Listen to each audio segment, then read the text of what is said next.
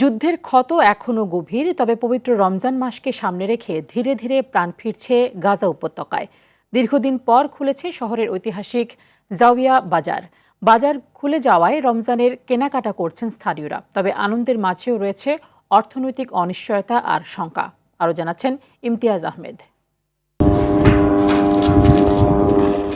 যুদ্ধবিরতির পর প্রথমবারের মতো রমজান আসছে গাজায়। পবিত্র রমজান মাসকে সামনে রেখে জমে উঠেছে গাজা নগরী। শহরের এই ঐতিহাসিক বাজারে খেজুর, মিষ্টি ও সাহরির প্রয়োজনীয় সামগ্রী কিনতে ভিড় করছেন স্থানীয় বাসিন্দারা।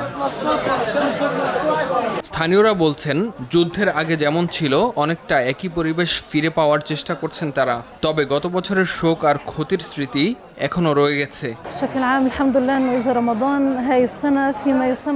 তথাকথিত যুদ্ধবিরতির মধ্যে এবারে রমজান শুরু হচ্ছে। বলা যায় পরিস্থিতি আগের বছরের তুলনায় কিছুটা শান্ত, তাই আমরা বাজারে এসে রমজানের প্রস্তুতি নিচ্ছি।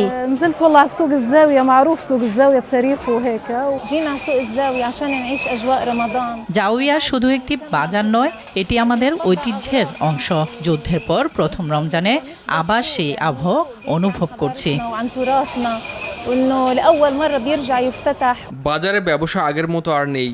দোকানিরা বলছেন, মানুষের ক্রয় ক্ষমতা কমে গেছে, চাকরি নেই, আয়ও অনিশ্চিত। আগের মতো আর নিয়মিত আয় নেই, তাই মানুষের কেনাকাটার সক্ষমতাও অনেক কমে গেছে। মানুষ এখন হাসি মুখে নয়, শুধুমাত্র নিজেদের প্রয়োজন মেটাতেই চিন্তা নিয়ে কেনাকাটা করছে। যুদ্ধের ধ্বংসস্তূপের মাঝেও রমজানের প্রস্তুতি যেন গাজার এই মানুষগুলোর জীবনে স্বাভাবিকতার ছোট এক ফিরে আসার গল্প। সেই গল্প কতদিন স্থায়ী হয় তাই দেখার বিষয়। ইমতিয়াজ আহমেদ, RTV।